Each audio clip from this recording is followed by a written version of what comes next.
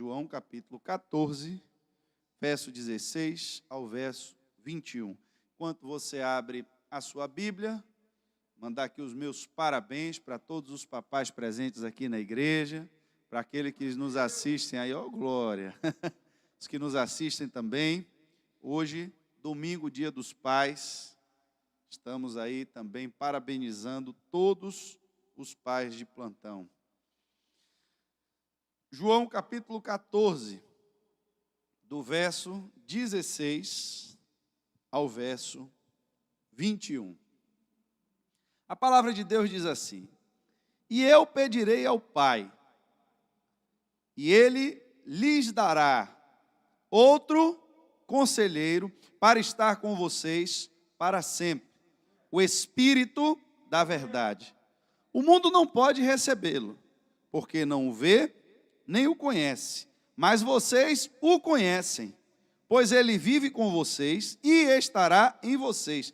Preste atenção, pois ele vive com vocês e estará em vocês.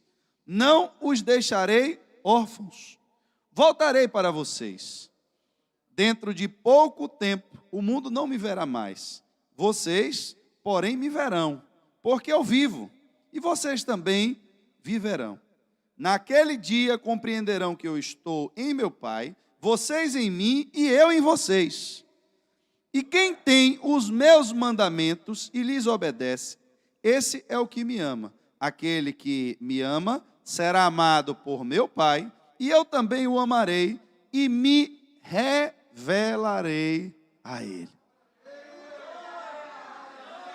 Ô glória! Deus, estamos aqui na tua casa nessa noite, Pai.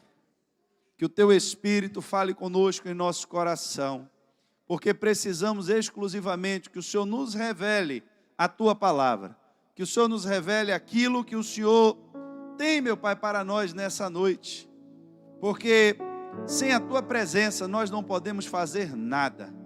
Sem a revelação do que é espiritual, podemos até compreender palavras, entender textos, histórias, mas essa palavra não terá cumprido o seu propósito de vida.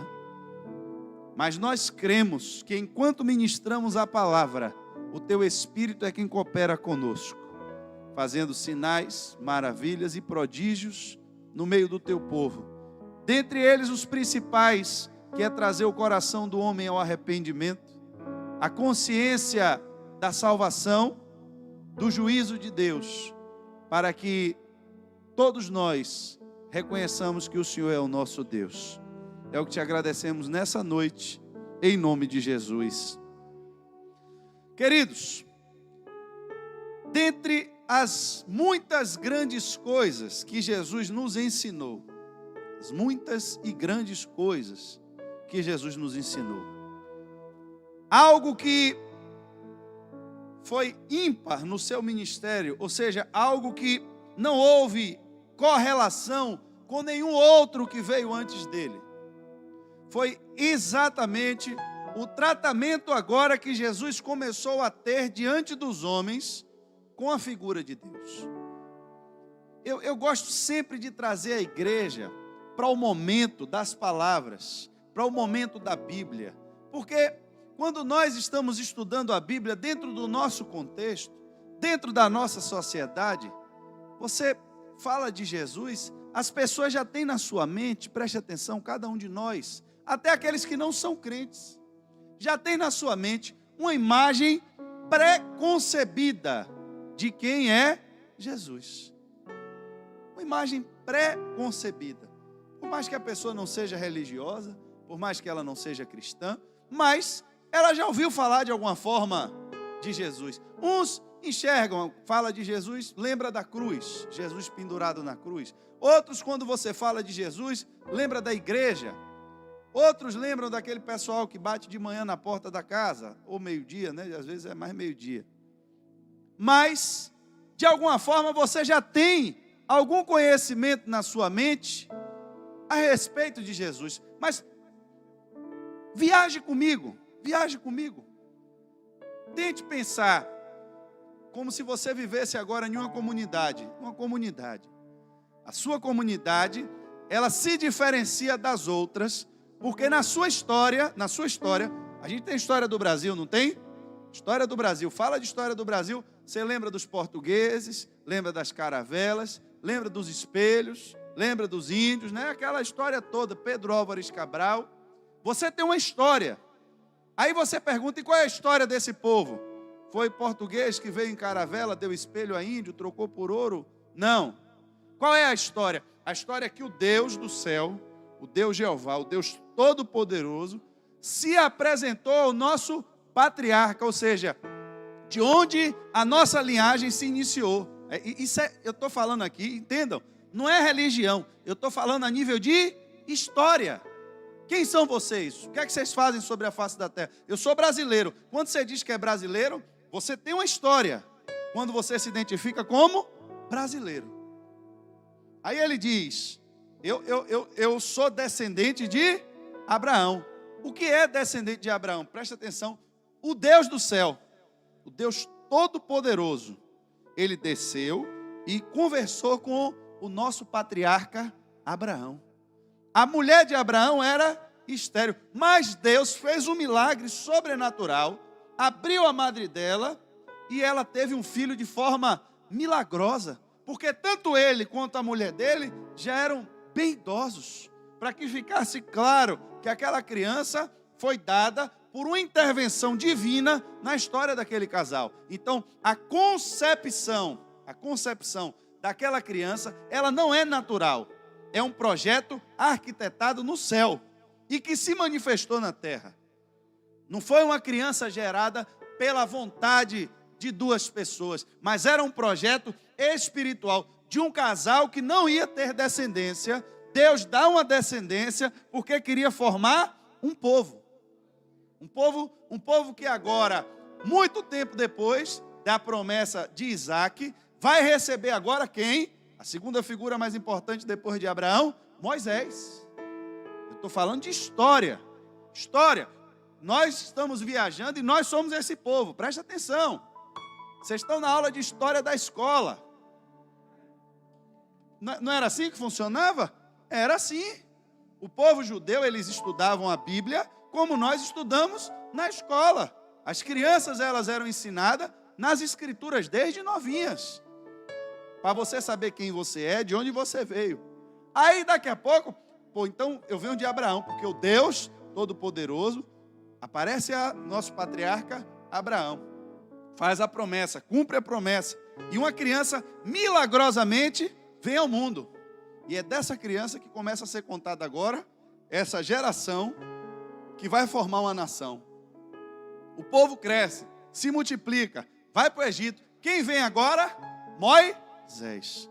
Aí, de novo, aí o Deus Todo-Poderoso desce de novo do céu, aparece numa coluna, no arbusto pegando fogo, chama Moisés, o profeta Moisés. Moisés, para o povo, ele é um grande profeta. Profeta Moisés, chama Moisés, se revela a ele e revela a Moisés o seu nome, o Deus Jeová. E ensinou a Moisés que um dos mandamentos é que nós não devemos chamar o nome do nosso Deus em vão. Então, santificamos o nome de nosso Deus, porque seguimos agora as suas leis, porque ele deu a Moisés leis.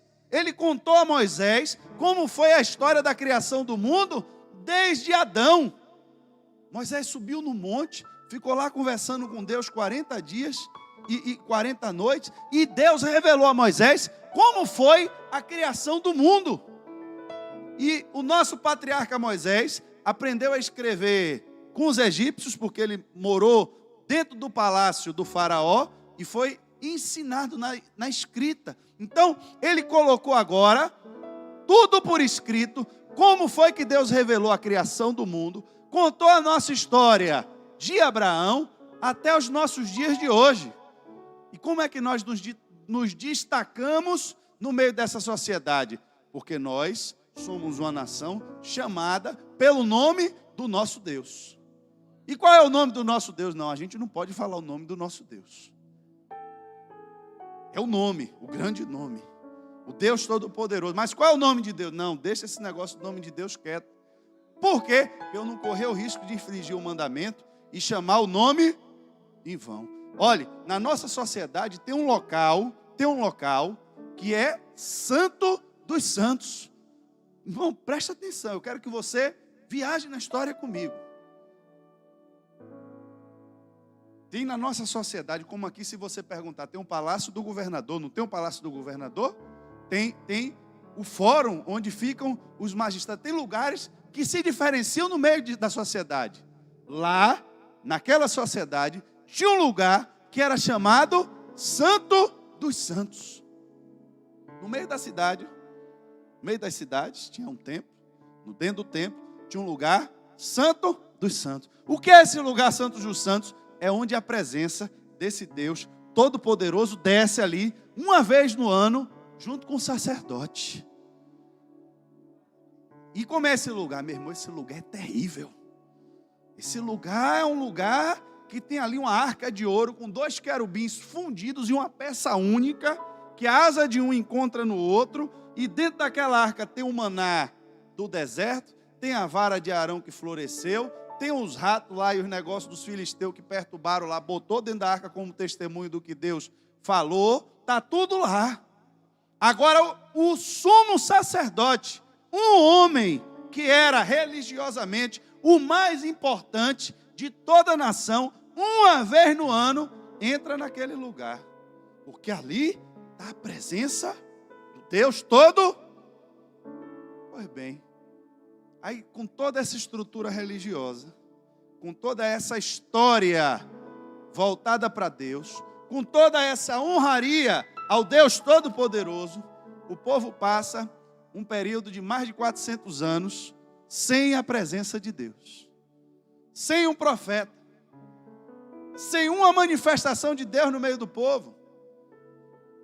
Mas o templo continuava no lugar, a história continuava, o sacrifício anual continuava. Aí entramos agora na revelação que nos é dada por Jesus. Chega Jesus, começa a pregar, com 30 anos de idade, mais novo do que eu, se bate agora com os líderes desse sistema religioso, com esse povo que tinha toda essa reverência diante do nome de Deus e da sua presença, entendiam que a presença de Deus era algo tão distante deles, meros mortais, que até o sumo sacerdote, quando entrava ali, tinha que entrar com a corda amarrada, porque se ele tivesse ali qualquer coisa que acusasse ele na sua consciência, ele ia morrer ali dentro fulminado e ninguém podia nem entrar para tirar ele dali. Tinha que arrastar pela corda. E ele ainda andava com o sino pendurado na roupa, para quem estava do lado de fora, saber que ele estava vivo andando lá por dentro. Porque se demorasse mais tempo lá dentro, o pessoal ia pensar que ele morreu, ia puxar a corda e o homem sacrificando, ia ser uma confusão. Então tinha um sino. Imagine, aí aparece agora, presta atenção, irmãos, que o negócio é sério. Aparece agora um jovem de 30 anos, e eu e você não sabemos da história, não conhecemos Maria, não conhecemos José, eu nunca fui nem na Galiléia, não sei nem onde é que fica, e aparece esse homem com um bocado de pescador atrás dele, e chega e diz: esse Deus que vocês têm essa reverência toda, eu quero ensinar vocês agora a chamar ele de Pai. Ai, irmão. Aí dá um nó na cabeça do povo. Deus Todo-Poderoso, aquele Deus que fez cair fogo do céu lá em Elias, Deus que fulminou o homem lá só porque tocou na arca, porque Davi levou errado, esse Deus. O que fulmina o sumo sacerdote lá dentro do Santo dos Santos, esse Deus. Quem é ele? É o Pai. É meu Pai. Seu Pai? Irmãos, presta atenção como eu e você encaramos essa realidade. Porque a gente hoje canta tanta música com Deus, com o nome de Pai. Deus é meu Pai, é meu Pai. Mas você já entendeu a grandeza da revelação? De você entender o que Jesus nos deu? de você poder chamar Ele de Pai?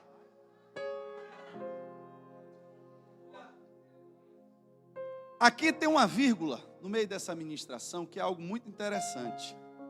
A Bíblia diz que o inimigo das nossas almas, ele não descansa, né? Não descansa. Ele trabalha o tempo inteiro para desconstruir as coisas de Deus. E um dos pontos que, principalmente nesse tempo em que nós estamos vivendo, ele tem agido de forma muito astuta e sagaz, é querer destruir exatamente o conceito da família, destruir exatamente a figura do pai, para que a pessoa não tenha capacidade de ter uma referência de Deus como pai. Eu participava de uma igreja, e lá tinha um pastor, dos pastores ele era já o mais idoso. E uma vez aquele pastor, ele fez uma ministração que eu nunca esqueci, porque eu acho que quase todos aqui conhecem o meu pai. Eu tive uma oportunidade, um presente dado por Deus, de ter um pai e uma mãe que cuidaram de mim a vida toda, que investiram o seu tempo, o seu dinheiro na minha vida. Fui amado pelos meus pais. Então, eu não tenho dificuldade de entender a figura de Deus como pai.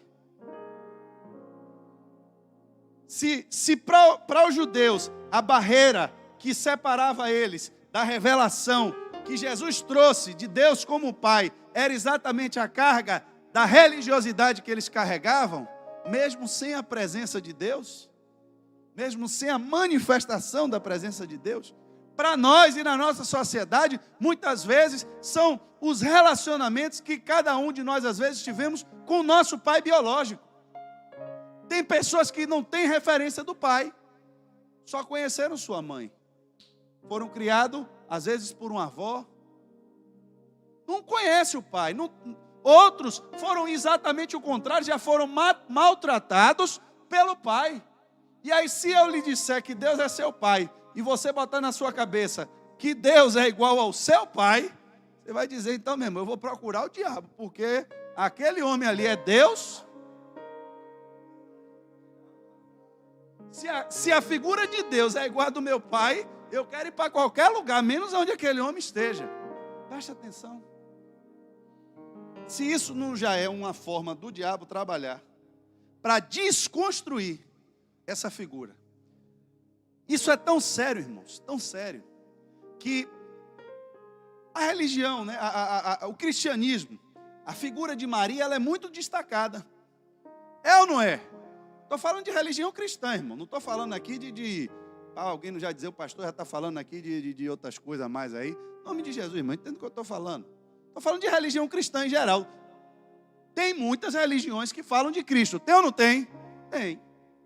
E no geral das religiões cristãs, a figura de Maria sempre é enaltecida.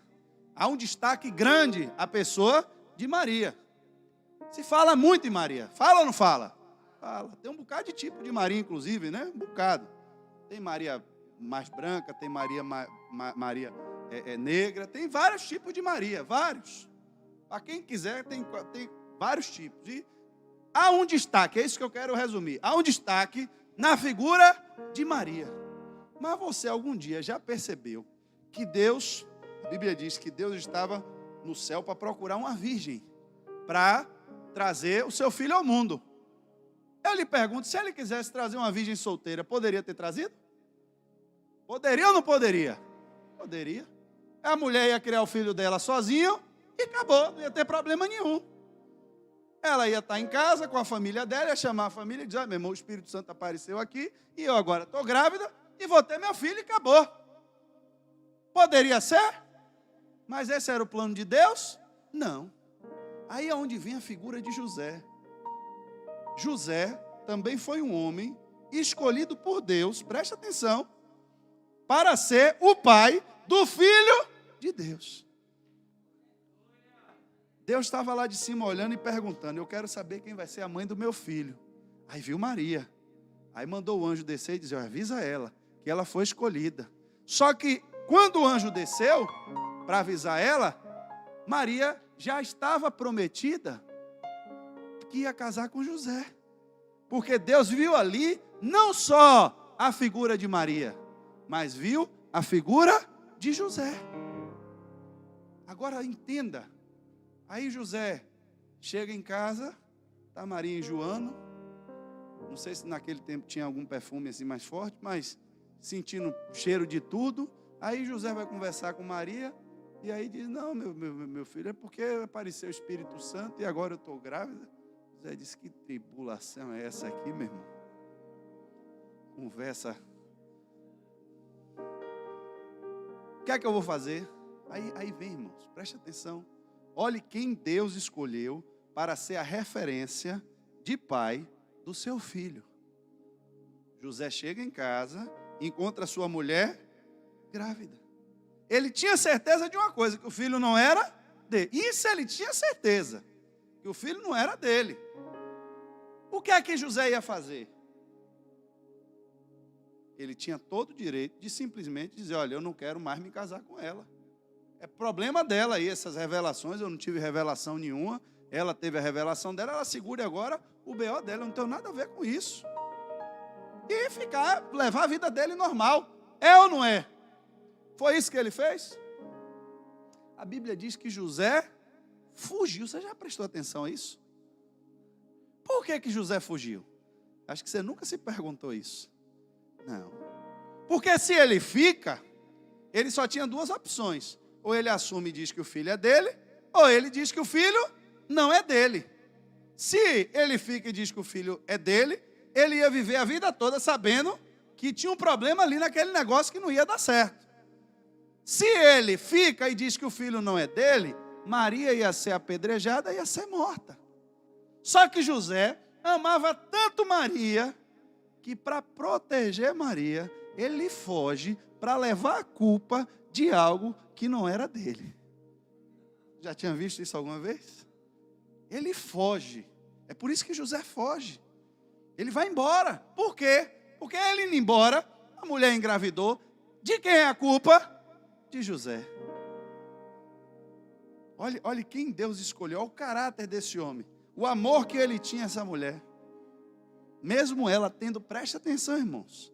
Mesmo ela tendo supostamente traído ele, porque é o que estava na cabeça dele. Mesmo ele tendo sido traído, mas ele amava tanto ela, que ele preferiu fugir para levar a culpa para Maria não morrer apedrejada. Aí quando ele vai fugir agora, o anjo é que aparece para ele e diz, não temas receber Maria como sua esposa, porque a história que ela lhe contou é verdade. E vendo o anjo, agora ele acreditou na história e voltou. Mas quem foi agora que conviveu com Jesus durante a sua infância, durante a sua adolescência? Foi esse homem. Foi esse homem. O homem que estava disposto a abandonar sua vida, abandonar tudo e levar uma culpa por algo que ele não tinha feito, por amor à sua esposa. Qual era a missão de Jesus? Deus, que tinha sido traído pela sua noiva, pela humanidade. Você vê na Bíblia, principalmente no livro do profeta Isaías, o tempo inteiro Deus se referindo ao povo de Israel como a sua noiva. Tanto é que a igreja recebe depois, agora no Novo Testamento, esse mesmo atributo. A noiva agora do Cordeiro, do Filho. Ele chama a nação de Israel muitas vezes da minha amada. E faz referência de que a sua amada se foi adiante dos amantes dela, dos outros deuses. Que você vê um sentimento que é traduzido como ciúme pela traição daquela que era sua amada. Aí Deus, agora Jesus vem para exatamente levar a culpa e morrer no lugar da sua noiva que tinha lhe traído. Ele vem como homem, mas como homem, Deus providenciou que um homem que tinha o mesmo sentimento fosse o pai dele.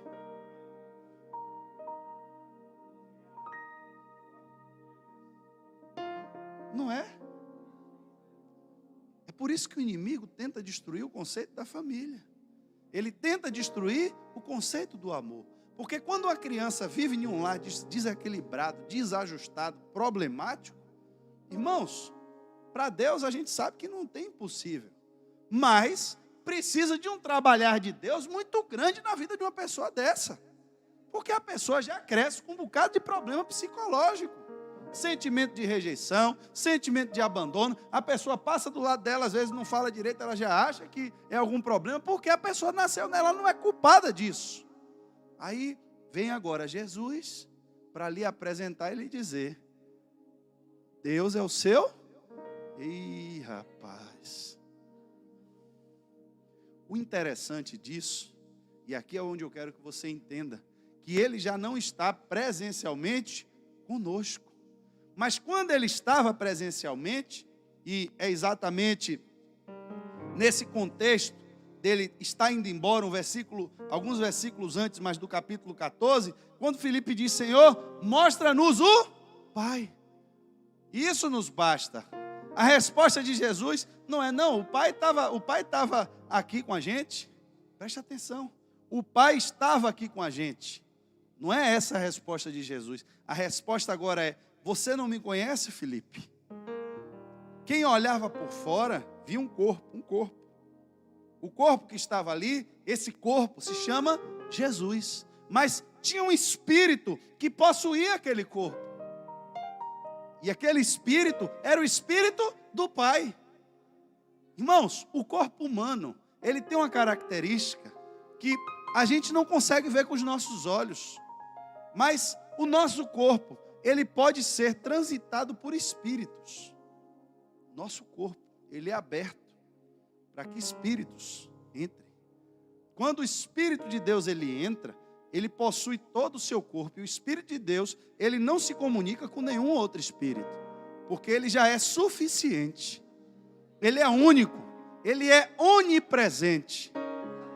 O mesmo Espírito, ele pode possuir todas as pessoas no mundo ao mesmo tempo, porque é o Espírito de Deus.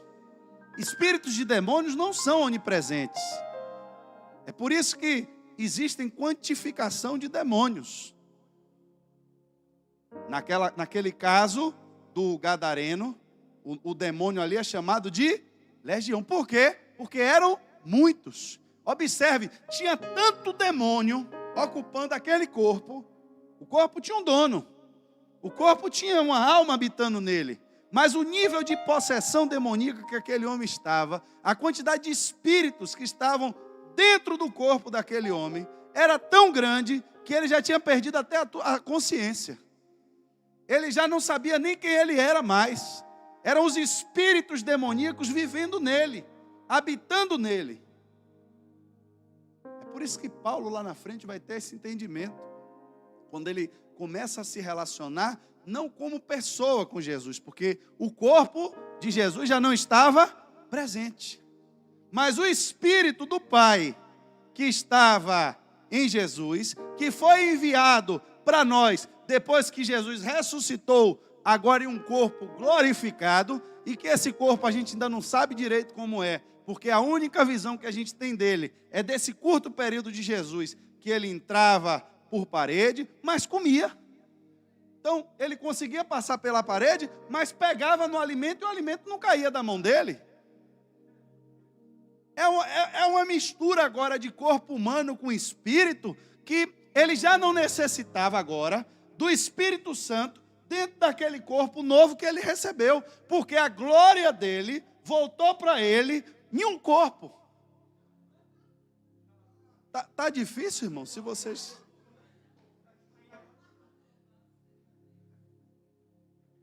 Vocês estão entendendo? Enquanto Jesus era um corpo, o corpo de Jesus só veio a existir no mundo e na criação, o corpo só veio a existir depois que Maria concebeu. Esse é o corpo a quem foi dado o nome agora, o corpo de Jesus. E aí vem o Espírito.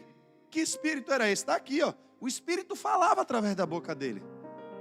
Aí há uma comunicação dele.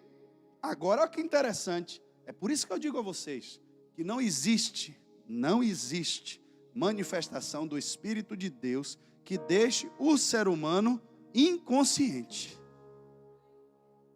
Pô, meu irmão, eu fiz isso aqui porque eu nem sabia o que eu estava fazendo. Meu irmão, vamos orar por você. Vamos orar. Vamos orar. Porque de uma mesma fonte, se não sai água doce e água salgada, então pode até lhe dar uma vontade de dar uns pulos e você depois ficar até com vergonha. Porque você deu. O Espírito pode lhe conduzir a fazer umas artes aí que depois você... Mas você sabia o que você estava fazendo. Não venha me dizer que não sabia, não, que sabia.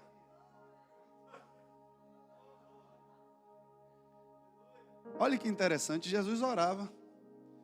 Ele orava ao Pai, só que o Pai estava exatamente nele. O que é que significa? Que se alguém visse ele na rua, ia achar que ele estava conversando sozinho. Ele conversava com o Espírito que estava nele. Paulo chega a um nível da sua caminhada, que ele diz, rapaz, não sou eu mais que vivo.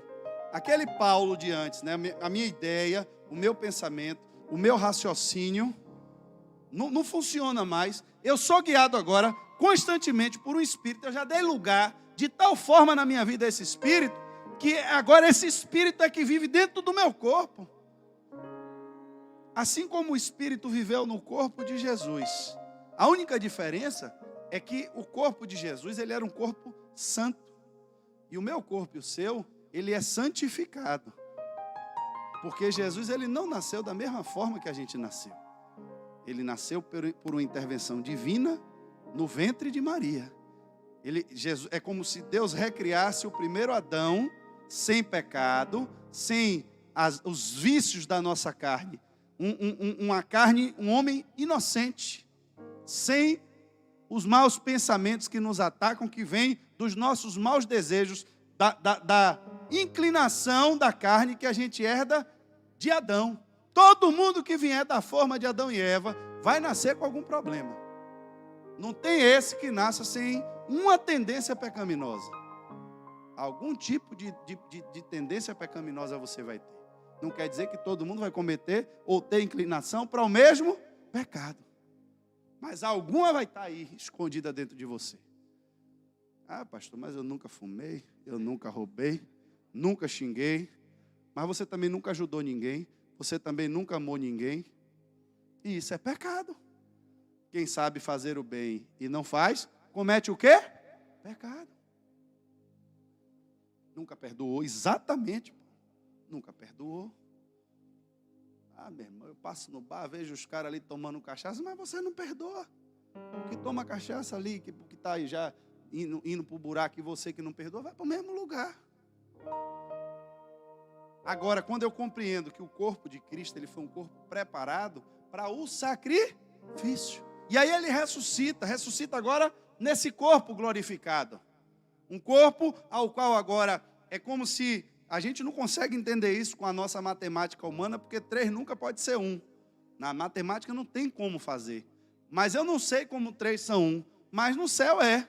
Tem o Deus que ele chamava de Pai, que era o Espírito, também ao mesmo tempo, e que estava no corpo dele.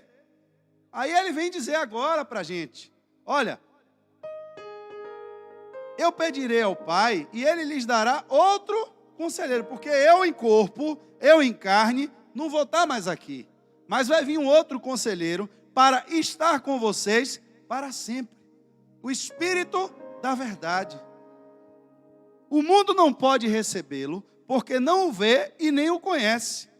Mas vocês, preste atenção, ele está dizendo, eu vou mandar. Mas vocês já conhecem ele, pois ele vive com vocês. Filipe perguntou, mostra-nos o Pai. Quem respondeu? O Espírito que estava em Jesus. Eu estou tanto tempo com vocês e vocês não me conhecem. Quem fala ali é o Espírito que está dentro dele. Mas estava dentro de Jesus. E se estava dentro de Jesus, estava com os discípulos. Aí ele está dizendo agora, o mundo não pode recebê-lo porque não vê e não o conhece, mas vocês o conhecem, porque ele vive com vocês. Mas estará em vocês. Primeiro vive com, agora estará em. Vive com. Por que vive com? Agora Jesus está falando com eles ali. Jesus está conversando com eles. E eles estão entendendo que nesse instante quem falou por intermédio daquele corpo foi o Pai. Eu estou com vocês há tanto tempo. E você me pergunta, mostra-nos o Pai? Aí você vê agora, Jesus diz, olha, eu não vou deixar vocês órfãos. O que é órfão? O que é órfão? É exatamente sem pai. Mas o Espírito, eu vou pedir ao Pai, para vocês não ficarem órfãos. Porque o Espírito, ele está com vocês. Que Espírito era? O Espírito tinha acabado de falar. Presta atenção, irmãos. Está Pedro ali no meio de uma conversa. No meio de uma conversa. Está Jesus perguntando, vem cá, quem eu sou? Elias. Não, esse aí é algum discípulo. Acho que é João Batista que reencarnou. Aí está aquela confusão. Aí Pedro tem um pensamento, um raciocínio assim, chega na cabeça dele uma ideia. E ele diz, não, o Senhor é o Cristo, o Filho do Deus vivo. Aí Jesus volta e diz, olha, não foi nem a carne e nem o sangue. Não foi por métodos naturais que você pensou nisso. Mas agora, nesse momento, do céu, um Espírito trouxe uma revelação à sua mente. Tem coisas, irmãos, que a gente acha que vem da nossa cabeça. É por isso que tem muita gente dentro da igreja que fica esperando, oh, Deus, fala comigo, Deus. E Deus está falando com você o tempo todo na sua cabeça, aí você está esperando acontecer alguma coisa, cair uma bomba na sua cabeça, uma luz dessa despencar, Anderson sair de lá de dentro da casinha e lhe dar um choque com o microfone atribulado aí. Ou uma mula na rua falar com você. O cachorro do vizinho latir ao contrário, não sei nem como é isso. Sangue de Jesus. Tem umas coisas que a gente pensa que nem a gente entende, né? Como é que cachorro late ao contrário? Sangue de Jesus. Isso não é espiritual, não. Isso eu acho que é carnal puro. Cachorro latindo ao contrário.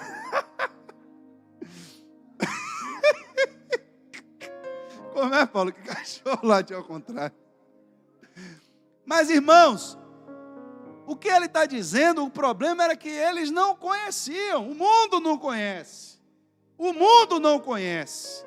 Mas vocês estavam no dia que eu disse a Pedro, olha, Pedro, não foi você que falou da sua cabeça, mas você recebeu uma revelação espiritual.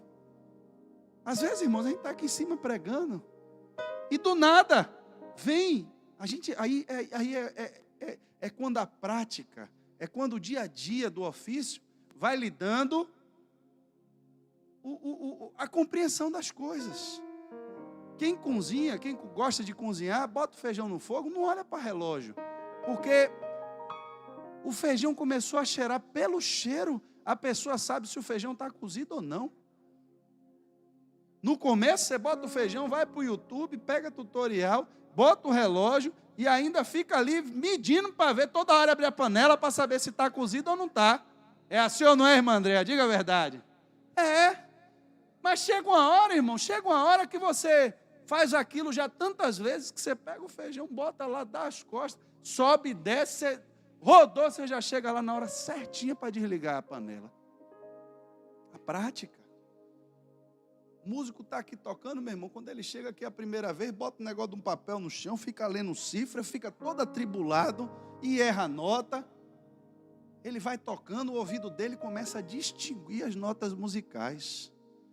E quando a pessoa vai desenvolvendo isso, chega a um ponto máximo, que a música chama isso de ouvido absoluto. Um pássaro canta, ele sabe lhe dizer a nota que o pássaro está dando. Você canta uma música, ele sabe lhe dizer as notas da música que você cantou, sem precisar pegar em um instrumento. A habilidade que a mente dele criou para lidar com aquilo. Aquilo que você faz todos os dias vai lhe dando prática, vai lhe dando conhecimento, vai lhe dando entendimento. O policial anda na rua, você anda na rua, você não vê nada. O policial vai andando, irmãos, ele já vê o cara que está ali com a cara de assustado, ele já vê o outro que está ali meio tenebroso, porque ele já anda procurando aquilo. O cara fez um teste. Ele percebeu que no meio da cidade, tinha um grilo cantando numa sacada. E as pessoas passavam por ali toda hora e ninguém se atentava ao som do grilo. Ele pegou uma moeda e jogou para cima. Quando a moeda caiu no chão, que fez... todo mundo que estava parando na rua virou o olhar para ver a moeda que caiu. Por quê? Porque na nossa mente, nós que estamos andando na cidade, perdemos a referência das coisas da natureza. O grilo está ali cantando, mas ninguém dá atenção ao grilo. Mas a zoada da moeda caindo, a moeda é interessante. A moeda tem valor. E você não está vendo a moeda cair. Você está ouvindo o grilo cantar, mas você nem percebeu que está ouvindo aquela zoada. Aí o cara do interior que chega na cidade, quando ele vê o grilo cantar, ele olha e diz, ali é um grilo. Eu tenho essa experiência muitas vezes. Eu estou andando com alguém na rua, e aí eu vou parando, eu vejo um pássaro cantar. Eu digo, rapaz, tem um canário cantando aqui em algum lugar. A pessoa, canário? Eu disse, velho, tem. Eu criei canário muitos anos. Então, eu ouvindo o canário cantar, de longe, às vezes eu já sei qual é o tipo do canto daquele canário. Se é de riso, se não é de riso, se o canário tem um canto curto, se tem um canto longo, se dói. Outro dia eu estava com o Val, aí, para eu não mentir, eu estava com o irmão Val, eu fui na peixaria lá em Porto de Sauípe. Rapaz, quando eu pisei o pé na peixaria, eu disse, rapaz, tem um curió cantando aqui em algum lugar. Não foi, Val? Fui bater na casa do cara, o cara era um criador profissional, ele tem registro no IBAMA, tem tudo. Mas eu fui parar dentro da casa do cara. Eu ouvi, porque eu ouvi. Quantas pessoas passaram naquela rua naquele dia e para ele o canto daquele curió não serviu de nada? A casa do irmão Val estava ali, ele tinha um vizinho do lado. O cara tinha uns 5 curió, eu acordava de manhã cedo para ver ele botar os curió na varanda para eu ver os bichos cantar, porque eu gosto de ouvir o canto dos pássaros. Aí a pergunta é, será que a gente conhece de fato a voz de Deus? Será que a gente busca de fato compreender essa experiência de Deus como Pai?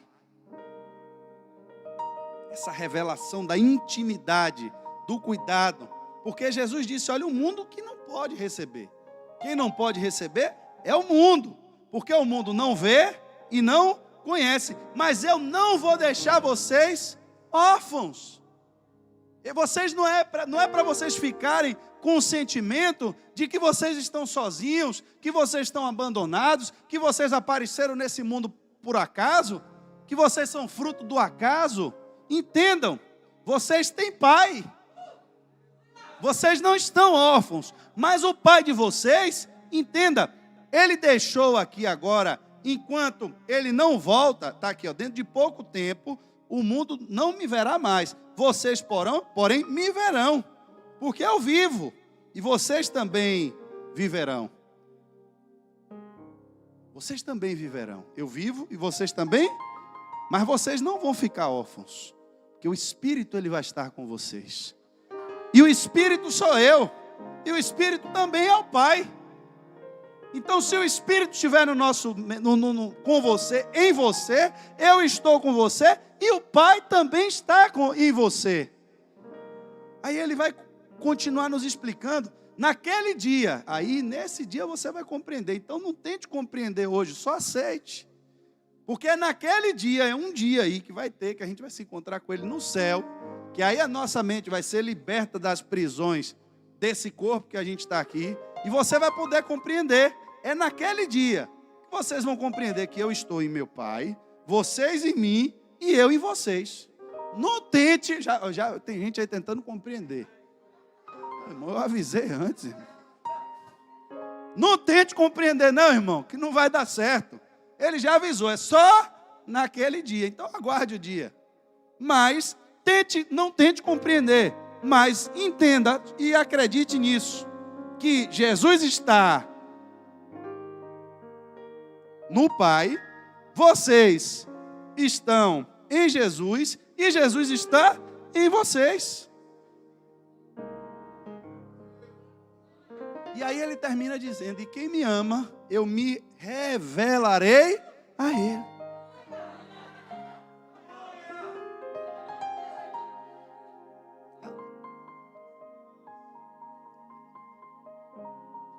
Tem tanta gente vivendo na igreja um sentimento de que Deus está longe. Tem muita gente vivendo na igreja achando que presta culto a o Deus naquele mesmo molde que a gente via da sociedade antiga, né? Aquele Deus todo-poderoso, o Deus, o Senhor, né? Sentado lá no trono, com os anciãos ao redor e aquela estrutura toda, mas ele está tão longe daqui. O cientista disse que eu moro na Terra, que a Terra fica numa galáxia, que o Sol é não sei quantas vezes maior do que essa galáxia, e que a minha galáxia é um grão de areia na beira do mar, no meio de milhões de outras galáxias, e acima de todas essas galáxias deve estar o céu. Aí eu olho para mim mesmo, me vejo esse pó inútil aqui no meio de um nada, e me pergunto: será que Deus está me vendo mesmo?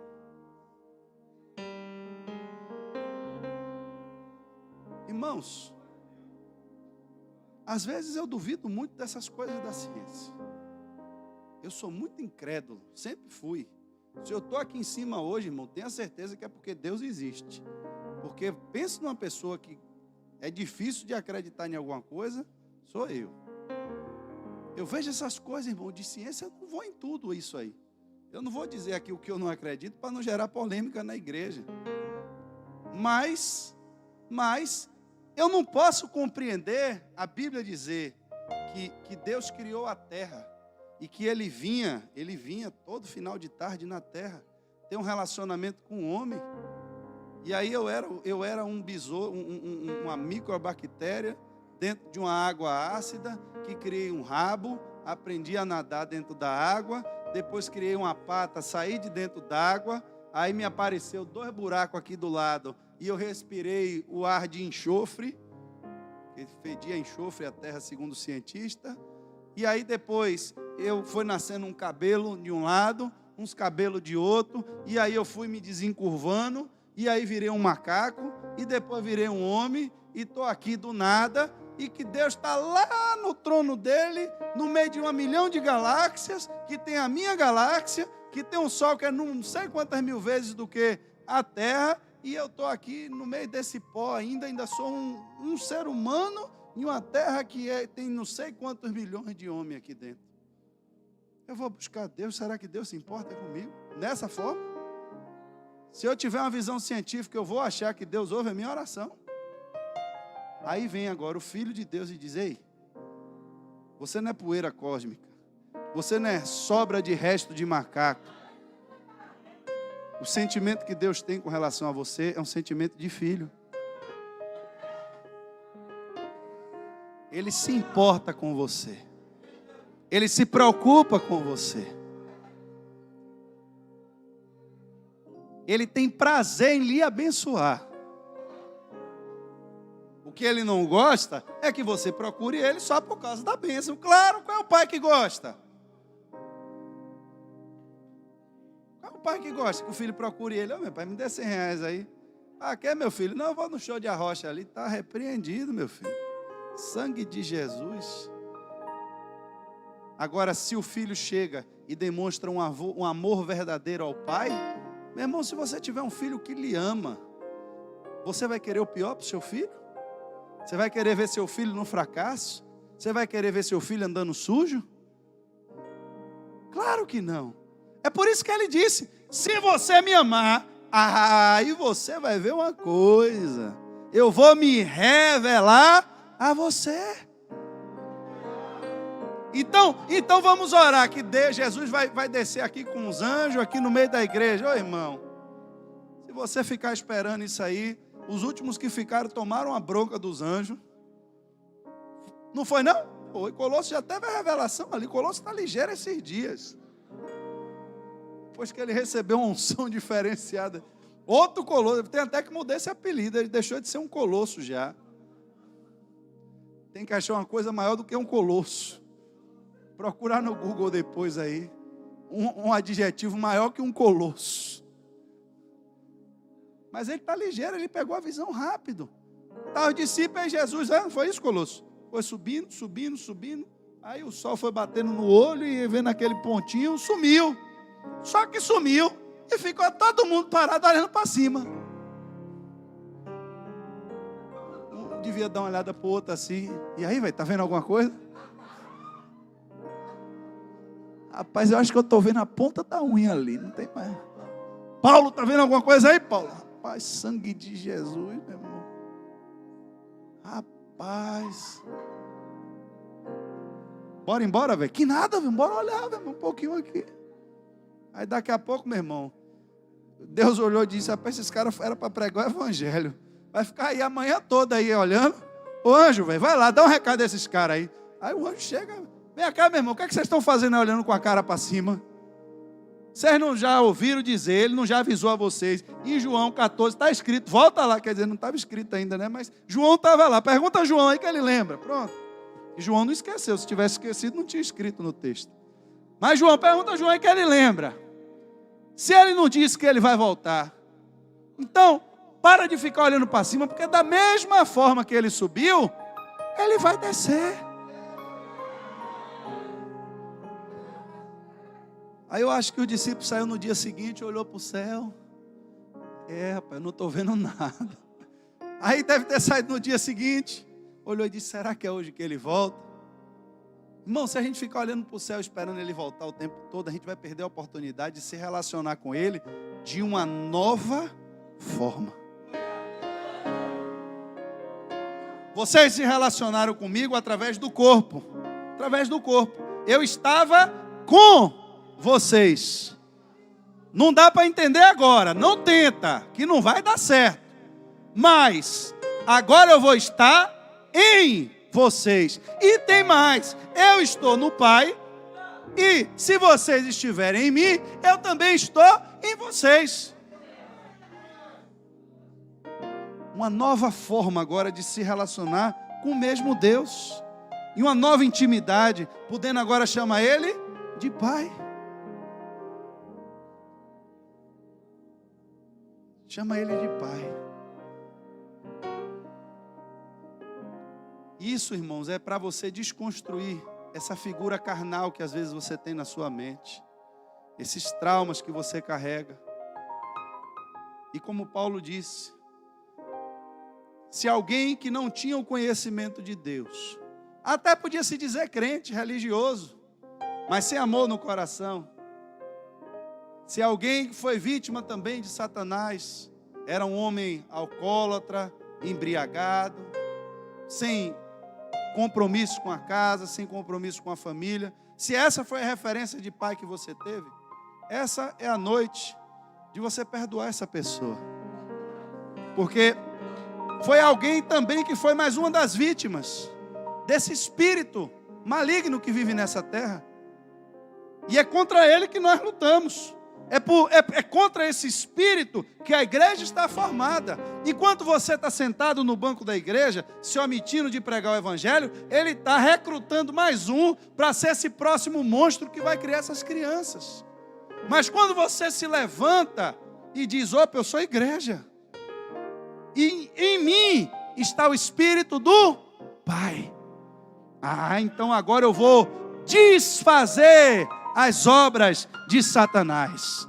Eu vou procurar onde é que está essa família destruída. Eu vou procurar onde é que está esse viciado. Eu vou procurar onde é que está esse pedófilo. E vou botar a mão na cabeça dele. E vou mandar esses demônios saírem em nome de Jesus.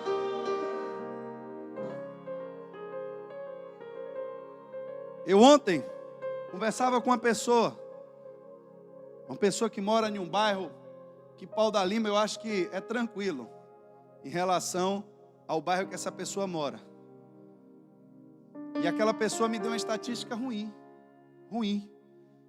Me falou que dificilmente na área dele, jovens que são envolvidos com o tráfico de drogas passam dos 18 anos. Dificilmente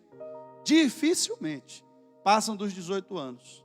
Mas, geralmente, quando morrem, com essa idade, já deixaram 2, 3 filhos aí para serem criados. Ele disse, é difícil, quando um jovem desse morre, que não já deixou 2, 3 filhos aí no mundo. E se você pensar pelos exemplos que você conhece, você vai ver que é verdade. Você vai ver que é verdade. Já deixou uma sementinha ali. E se a igreja não cuidar daquela sementinha, às vezes a irmã Meire está aqui, ó. Agora não, que a gente está de pandemia, está tudo lacrado aí. Mas vai abrir de novo o ministério infantil. Vai abrir. Vai abrir. A igreja tem dado total apoio ao ministério infantil. Enquanto eu for pastor da igreja, para mim, ministério infantil tem que ter prioridade da igreja. Prioridade. Porque, às vezes, é essa sementinha que está entrando aqui. E a gente tem o poder de mostrar para eles de verdade o amor do Pai. Aquela criança pode não ter conhecido o pai biológico, mas vai conhecer o pai espiritual. Você sabe por quê? Onde é que ela vai ver o pai? Preste atenção. Onde é que ela vai ver o pai? É em você. A criancinha pode olhar e dizer: poxa, mas eu não tenho um pai. Aí o pai vai falar através de você: mas eu estou convosco todos os dias. É por isso que você tem que carregar essa presença. É por isso que você tem que se encher desse Espírito. É por isso que você não pode se acomodar com a vida de religiosidade. Porque a igreja está aqui exatamente para desfazer as obras de Satanás. E para desfazer as obras desse espírito maligno, eu tenho que estar cheio do Espírito do Pai.